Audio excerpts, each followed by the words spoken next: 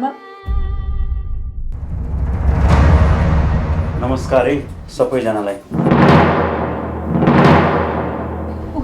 उहाँ नै हो हाम्रो घरलाई मेरो घर भन्ने मान्छे।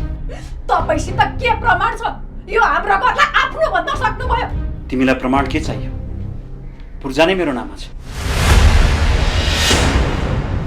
ल हेर, पहिला यो खुट्टा नम्बर कसको नाममा थियो र अहिले कसको नाममा छ।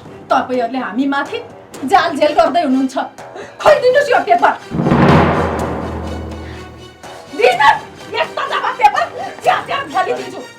पेपर च्यातेर के गर्छु? मालपोतबाट फेरि निकाल्न मिलिहाल्छ। हेर चमेली, मैले केही झालझेल गरेको छैन। यो त तिम्रो बाबाले तिम्रो बिहे हुनुभन्दा अगाडि लिएको ऋण हो। हिसाब गर्दा मेरो पैसा डबल हुन्छ।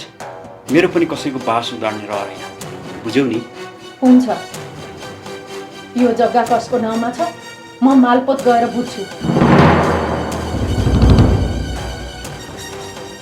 तर तपाईसँग के प्रमाण छ हाम्रो बाबाले पैसा लिनु भएको?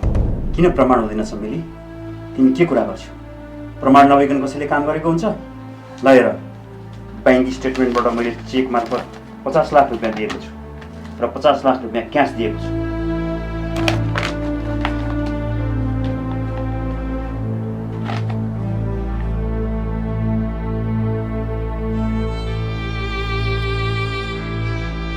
यो भन्दा बढी प्रमाण तिमीलाई के चाहियो चमेली? मैले त धेरै कुरे प्रकाश सर कन्ट्याक्टमा नआइसकेपछि अब चाहिँ यो घर खाली गरिदिनु भन्न आएको। तर बाबाले हामीलाई यो सब चाहिँ नसोधी किन गर्नुभयो? म त केही बुझ्नै सकेको छैन दिदी। मैले बुझेको छु।